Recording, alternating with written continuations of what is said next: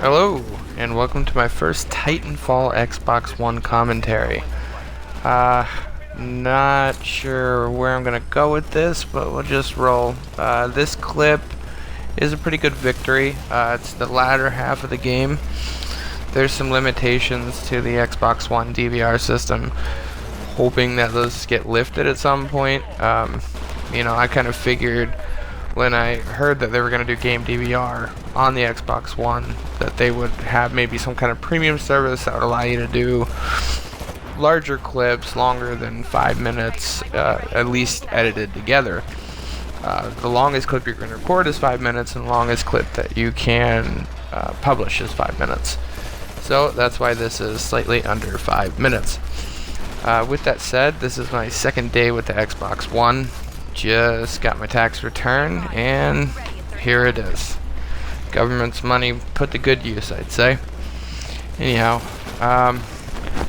Titanfall. My second day playing it as well. I didn't get it for the 360 because I didn't want to. I don't know. It's something when you know you're going to have a higher fidelity system. Why play a high fidelity game on lo-fi? So I waited, and I got Titanfall with the Xbox One purchase, and I'm really digging it. It's a lot more fast-paced than Call of Duty, but it still has that Call of Duty feel, which, of course, has to do with the people who wrote it, Respawn.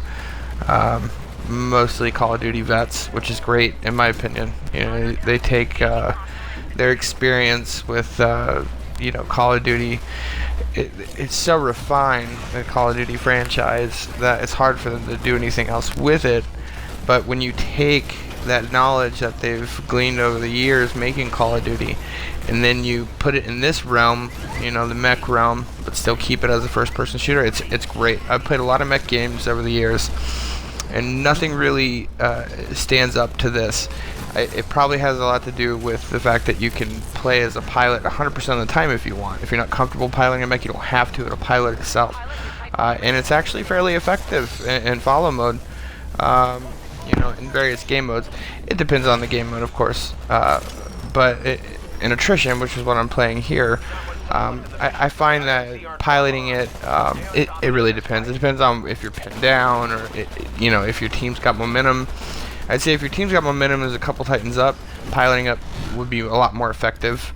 You're always going to be a more effective Titan pilot than the AI, and they likely design it that way. I'm sure they could write super smart Titan AI, but if they did that, why would you ever have to pilot it? So, that's where that is.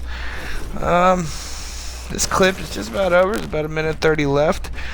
I plan on doing a lot of commentary. I'd like to at least bang like one a day out.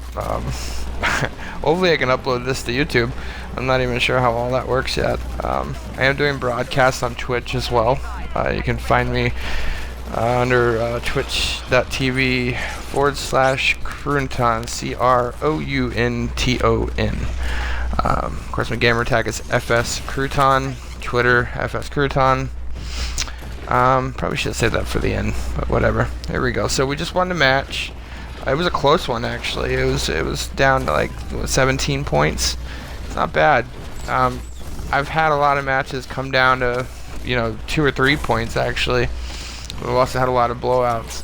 Is this just like any other team-based game? If you get in a lobby with a full team, you're totally fucked 100% of the time.